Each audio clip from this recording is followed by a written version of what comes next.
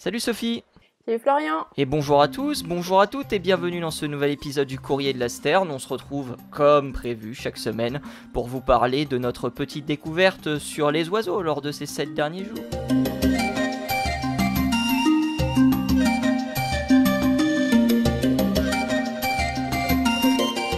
Comment ça va Sophie ? Bah écoute, ça va très très bien et encore mieux parce que j'ai vu quelques Milans cette semaine. Oh, incroyable. Et ouais. Incroyable. Très, très Alors moi je me souviendrai toujours de mes Milan de Bordeaux, hein. Je fais référence à des épisodes qu'on a enregistrés précédemment, hein, mais voir des Milan dans les quartiers à la périphérie de Bordeaux, ça m'avait vraiment impressionné. C'est cool. Et pourtant C'est vachement chouette. Aujourd'hui tu nous parles pas de Milan, mais tu nous parles de rapaces. Et non, je parle d'un vautour au final. Je parle du gypaète barbu. Qu'est-ce que tu vas nous dire sur le gypaète barbu aujourd'hui ? C'est une question du plumage, c'est ça ? Exactement. Alors pour ceux qui ne situent pas trop le gypaète barbu, donc on est sur un vautour. On est sur un vautour un petit peu particulier parce que c'est le vautour qui ressemble plus ou moins à un aigle, de loin comme ça. Qui a une tête un peu particulière et qui a donc cette petite barbiche très mimi qui est juste en dessous du bec, qui est toute noire et qui vient, en fait, il y a une sorte de marquage sur les yeux, donc qui part des yeux, c'est une bande noire qui part des yeux et qui descend jusqu'en bas du bec pour former cette petite barbiche. C'est pour ça qu'on l'appelle le gypaète barbu. Et c'est un vautour qui a un régime alimentaire un peu particulier, et qui se nourrit de nonos et de tendons, quasi exclusivement, et aussi de tortues, d'ailleurs, pour ceux qui ne le savaient pas, c'est un des seuls prédateurs de tortues terrestres adultes par chez nous. D'accord, ok. Oui, parce qu'on précise que le gypaète, on peut le voir notamment dans les Pyrénées, par exemple. Exactement, c'est un oiseau qui est français, par certains côtés, même s'il a failli s'éteindre à de nombreuses reprises. Il y a quelques programmes de conservation qui sont en cours d'ailleurs et qui bossent pas mal sur le terrain pour faire en sorte que ces gypaètes barbus se réimplantent bien, notamment dans les Pyrénées et un petit peu dans les Alpes. Et puis aussi sur le plateau du Larzac, pour ceux qui connaissent un petit peu, il y en a quelques-uns pas très très loin, il me semble. On avait eu la chance dans notre département d'en avoir un qui va passer l'été. Alors forcément, bon nombre d'ornithologues s'étaient rendus sur place pour aller voir la bête. Parce que des gypaètes barbus de par nos régions, c'est rare. Donc, oui. Et donc le plumage. Oui. Alors le plumage de ce gypaète barbu, il est un petit peu particulier parce que sur le dos, on va être plus dans des tons noirs, et sur le ventre et sur la tête, à part ces deux barres noires sur le côté, vous êtes sur des plumes toutes blanches. Okay. Enfin, toutes blanches, pas totalement toutes blanches. J'imagine que tu le sais, c'est plutôt couleur un peu rouille sur le ventre. Effectivement. Une espèce de rouille un peu délavée, d'ailleurs. Et les gens se sont posé la question d'où ça venait cette coloration un petit peu, parce que ce qui se passait, c'est que à l'époque, on a commencé à construire des zoos, on s'est amusé un peu à mettre tous les animaux qu'on trouvait dedans, et on y a mis le gypaète. Et puis mince alors, les gypaètes, au fur et à mesure des mois et des années, le plumage, il changeait de couleur, il perdait cette coloration un peu rouille sur le ventre, et devenait tout blanc. Alors ça a un petit peu intrigué les gens. Ils se sont dit, c'est normal, c'est parce que le gypaète, il vieillit, donc il grisonne en vieillissant, hein, c'est comme nous. Voilà. Ce qui est logique. Absolument, c'est la vieillesse, c'est tout, ma bonne dame, voilà. Et puis, il y en a qui ont poussé un petit peu plus loin et qui se sont dit, mais il y a peut-être autre chose derrière. Et ils ont commencé à regarder la composition des plumes.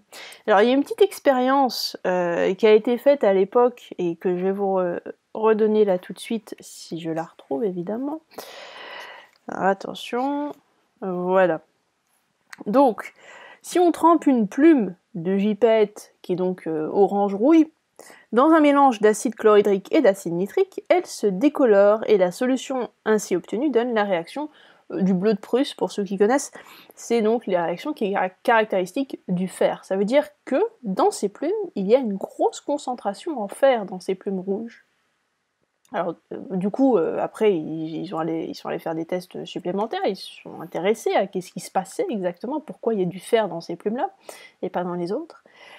Et en fait, il se trouve qu'après moultes observations, il y en a qui ont trouvé que les gypaètes se baignaient dans des sortes de d'argile un peu ferrugineuse, donc qui a cette couleur un peu rougeâtre, et qu'il s'en mettait volontairement sur les plumes du ventre et sur la tête pour se barbouiller de rouge, et donc que les plumes gardaient la couleur ainsi du mélange, et qui se baignait aussi parfois dans des sources dont l'eau avait l'air claire comme ça, mais en fait qui était chargée en minerai de fer. Et donc ça vous donnait cette couleur un petit peu particulière pour le gypaète sur les plumes blanches. Mais comment du coup cette couleur elle est maintenue? Il y a une réaction chimique qui se produit sur les plumes? Alors non, pas du tout. En fait, quand tu examines les plumes au microscope, la poussière de fer se fixe comme une sorte de mortier dans les espaces entre les barbules. Donc, sur les plumes, vous avez une structure en barbe, d'abord qui sont les plus gros filaments, et les barbules qui sont les plus petits sur les côtés, vraiment. Et la poussière de fer se fixe sur ces barbules, donc, au niveau moléculaire.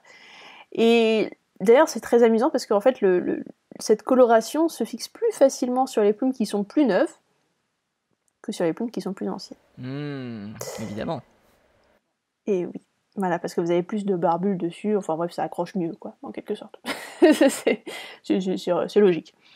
Et donc la question suivante, ça a été, d'accord, ils se baignent dans ces... Ok, ils se mettent du rouge sur la tête, ok. À quoi ça sert? Parce que bon, c'est quand même curieux comme activité. C'est un peu comme nous, peut-être devant le miroir le matin, on se posait la question, est-ce que ça sert de maquillage? Et alors la réponse est oui. Il semblerait que la couleur soit intéressante pendant la parade nuptiale de ces oiseaux-là, où effectivement, à cette période de l'année, les oiseaux sont généralement un peu plus colorés et semblent attirer plus de partenaires quand ils ont des couleurs un peu plus vives à ce niveau-là. Et ce serait relatif aussi, ça reviendrait aussi à la couleur du petit rond rouge que vous avez autour de l'œil du gypaète, d'ailleurs, qui leur tire un regard un petit peu spécial.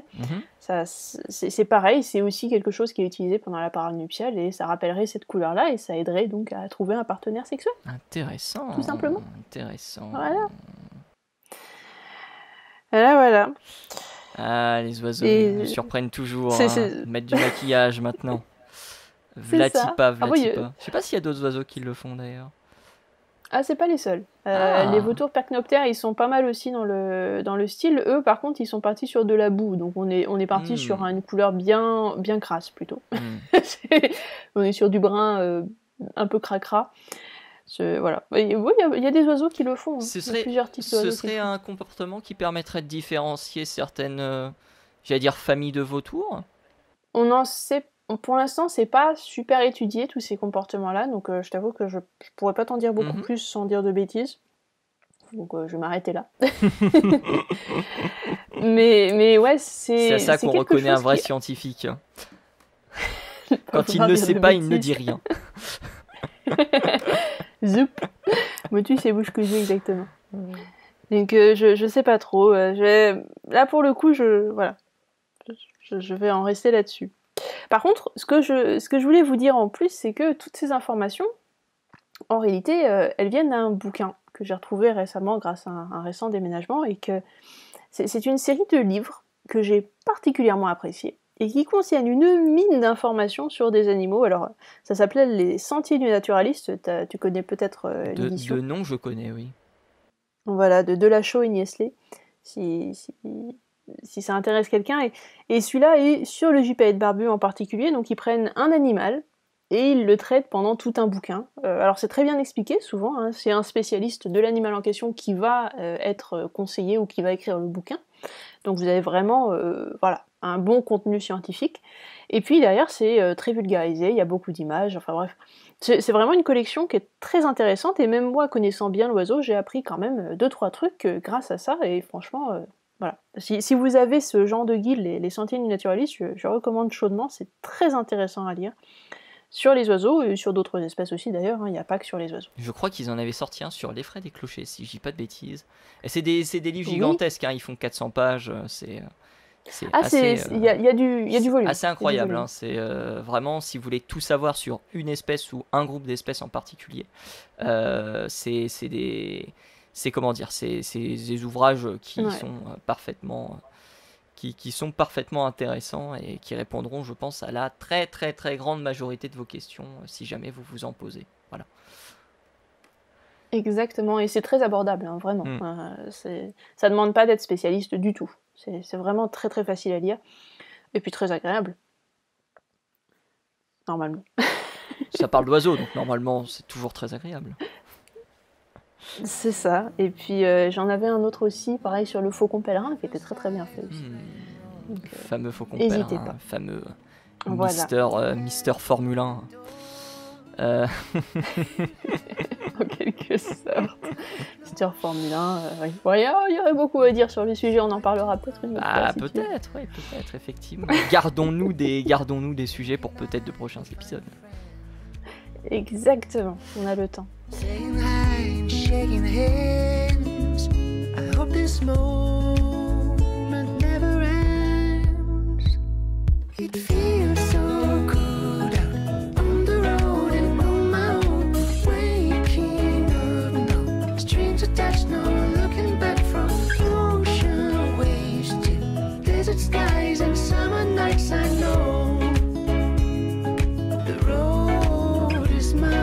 Bon, et toi alors, du coup, qu'est-ce que tu nous as dégoté cette semaine? Alors, moi, je vous ai dégoté une histoire fantastique qui nous vient des États-Unis et qui raconte l'histoire du grand géocoucou, d'un grand géocoucou.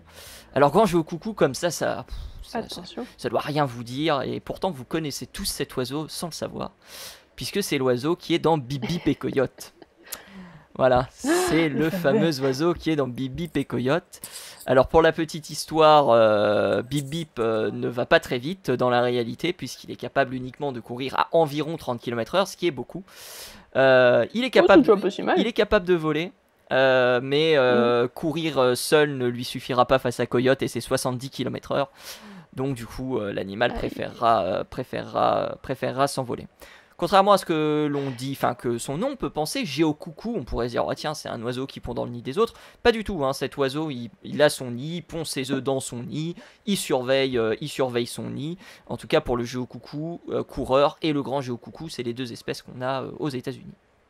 Et il s'avère que un jeune homme qui n'a pas révélé son identité, eh bien, était en train de faire des travaux de défrichement dans la ville d'Odessa. On est donc au Texas. Et le géocoucou est un oiseau qui niche soit au sol, soit dans des petits arbustes. Et il s'est avéré que malheureusement, cet homme n'a pas vu le nid et l'a malheureusement écrasé. Il a écrasé la très grande majorité des œufs, sauf un seul. Et ne connaissant personne de son habitant près d'Odessa pour s'occuper de l'oiseau, eh ben, il a décidé de parcourir 800 km pour rejoindre l'endroit où il habitait, à savoir la ville de Lufkin, qui est de l'autre côté de l'État. L'État du Texas est énorme, vraiment, c'est un État gigantesque. Pourquoi il a fait ça? Tout simplement pour maintenir l'œuf au chaud, hein, puisque justement l'œuf a besoin de chaleur pour pouvoir être incubé correctement. Et donc 800 km, ça équivalait à environ une douzaine d'heures de trajet pour cet homme. Donc l'homme avait le volant dans une main, l'œuf dans l'autre, et tournait le volant avec sa seule main pour justement maintenir l'œuf au chaud. Et donc il est arrivé chez lui, et une fois qu'il est arrivé chez lui, il a appelé évidemment des spécialistes. Et malheureusement, les spécialistes se situent, eux, à des 200 km de plus. Donc il a fait 200 km de plus en voiture pour pouvoir ramener cet œuf. Et il est arrivé finalement dans une petite ville. Il est arrivé dans le Roger Wildlife Rehabilitation Center, qui se situe dans la petite ville de Hutchins. Donc un centre de sauvegarde de la faune sauvage, comme on en a en France, hein, finalement, hein. Pas trop de changements avec ce qu'on a l'habitude de connaître. Et l'œuf a éclos. L'œuf a éclos. Ah ouais. Le 30 mai, dans la nuit du 30 mai, l'œuf a finalement éclos. Et cet œuf qui a éclos, et bien du coup, il a été justement emmené dans ce Rehabilitation Center, puisque j'ai un peu mélangé les trucs, mais en gros, il l'a emmené chez lui, l'œuf a éclos, et ensuite il a fait les 200 km en voiture pour justement aller chercher un centre de réhabilitation. Je me suis un peu emmêlé les pinceaux, veuillez m'excuser. Et c'est un bénévole du refuge du nom de Paul Hagan. Qui a donc récupéré le petit oisillon. Petit oisillon qui a survécu pendant je crois, 6-7 jours, parce que malheureusement, celui-ci, malheureusement, n'a pas pu survivre. Il n'a pas réussi tout simplement à s'alimenter, puisque c'est un oiseau qui a, comment dire, dès la naissance, le géocoucou a la capacité de s'auto-alimenter, ce qui est assez rare chez les oiseaux, mais c'est quelque chose qui existe. Et voilà, malheureusement, c'est la triste fin de ce petit oiseau baptisé Miles, qui aura traversé 1000 km, 800 dans un œuf et 200 de sa toute petite taille. Et voilà, celui-ci malheureusement nous a quittés au bout de quelques jours, avec cette belle phrase de Paula Hagan qui a été traduite en français par le site Géo. Travailler là-bas, faire du bénévolat là-bas, renouvelle ma foi en l'humanité. C'est juste très émouvant pour moi de voir à quel point certaines personnes sont gentilles et sont capables d'aller faire 1000 km justement pour pouvoir sauver un oiseau en détresse. Donc voilà, petite histoire que je voulais vous raconter, qui me permettait aussi d'introduire l'oiseau qui est le géocoucou, qui est un oiseau qu'on trouve aux alentours de la Californie, en Arizona, au Texas, au Nouveau-Mexique, donc principalement sur la côte est des États-Unis, dans des univers un petit peu ouverts, semi-désertiques, voire désertiques. Un animal qui se nourrit principalement d'insectes, mais qui se nourrit également de lézards, de petits oiseaux, de serpents. Il y a une vidéo qui circule beaucoup sur internet avec un duel entre un géocoucou et un serpent qui tourne à l'avantage du serpent à sonnette, du crotal. La rapidité du crotal, c'est quelque chose quand même. Et donc voilà, c'est légendaire. petite histoire donc sur ce petit géocoucou qui aura traversé l'État du Texas. Eh ben, quelle histoire. Fantastique histoire, hein.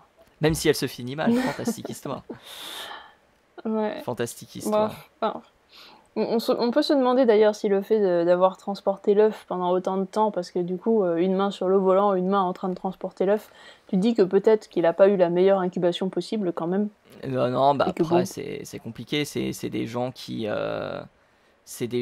comment dire, qui ne savaient pas forcément faire correctement. C'est toujours très très... c'est toujours très compliqué de manipuler des œufs. D'ailleurs, quelques conseils qu'on pourrait donner peut-être à ceux qui trouvent des œufs. Alors, on va arriver sur la période où les œufs, on va plus trop en trouver. Mais si jamais on trouve un œuf, que peut-on faire ? Un œuf entier, déjà, s'il est dans le nid, laissez-le dans le nid. Pour commencer. Oui, effectivement. Ensuite, vous n'avez pas beaucoup de moyens de savoir s'il est fertile ou pas. Faut d'abord regarder si l'œuf... Mettons que vous avez trouvé l'œuf qui ne soit pas dans un nid, pour une raison quelconque. Normalement, l'œuf est quand même censé être dans un nid, même si vous ne voyez pas le nid, mettons que l'œuf est au sol. Si ça se trouve, en fait, c'est une cuvette qui a été creusée par un oiseau, même si vous n'avez pas l'impression que c'est un nid. Il y a beaucoup d'oiseaux qui nichent au sol, mettons par exemple le grand-duc qui va creuser uniquement une petite cuvette au sol dans des sortes de gravillons, et il ne va pas y avoir de branchage ou quoi, c'est ça son nid, c'est la cuvette en gravillon. Donc généralement, même si pour vous c'est pas un nid parce qu'il n'y a pas des branchages et il n'a pas été tissé comme on a l'habitude de voir le nid typique des petits oiseaux, ça reste quand même un nid. Donc si vous voyez un œuf, généralement le touchez pas, c'est pas une bonne idée. Laissez-le tranquille. Et si vous avez de bonnes raisons de croire que l'œuf n'est pas dans son nid, qu'il a été bougé et que vous vous inquiétez pour sa santé, ce qui est, ma foi, tout à fait logique, Soit vous l'amenez à un centre de sauvegarde en vous disant oui, je vais peut-être l'amener quelque part, mais je serais quand même curieux que l'œuf se retrouve tout seul. Soit vous regardez vous-même, mais bon, des gens qui sont pas spécialistes, j'avoue que je conseillerais pas forcément de regarder si l'œuf est fertile ou pas déjà pour commencer. C'est un peu plus compliqué, mais à la rigueur, déjà regardez si la coquille n'est pas craquelée, s'il est en bonne condition physique, en quelque sorte. Et si vous pensez qu'il y a un risque et que l'œuf est entier, amenez-le au centre de sauvegarde le plus proche.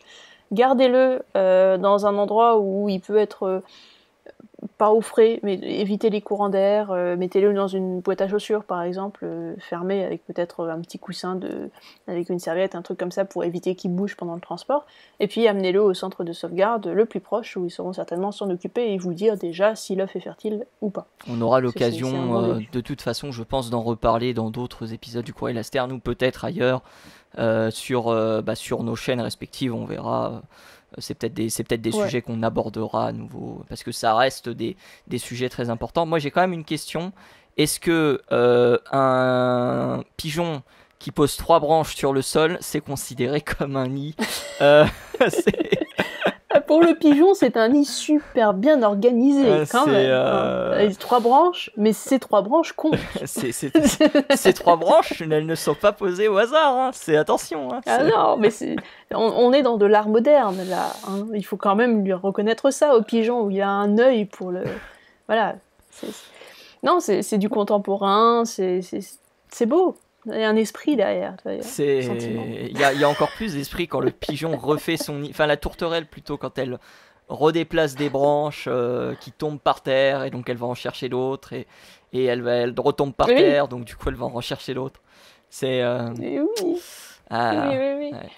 On aura... Non, mais je pense qu'on est sur un sentiment justement très épuré. On est dans ce minimalisme qui caractérise notre poussée vers une vision contemporaine de l'art. Je pense que c'est important de le noter pour le pigeon. Vincent Van Tourterelle, en tout cas, on finit avec un peu plus de légèreté cet épisode. Merci beaucoup, Sophie, de m'avoir accompagné à nouveau dans ce nouvel épisode du Courrier de la Sterne. Je rappelle que vous retrouvez Sophie sur Entracte Science. Vous pouvez la retrouver aussi sur Twitter, @leplume. Et puis, vous pouvez nous retrouver sur PodCDLS. Ça, c'est le Twitter de l'émission, pour ne rien manquer. Vous nous retrouvez également sur Spotify, sur Deezer. Vous nous retrouvez sur YouTube, sur PodCloud aussi, où on centralise tous les épisodes, sur Google Podcast. Vous pouvez retrouver bien évidemment les anciens épisodes, et si vous avez aimé celui-ci ou d'autres, n'hésitez évidemment pas à les partager. On se retrouve la semaine prochaine. D'ici là, portez-vous bien et à la semaine prochaine. Bye bye.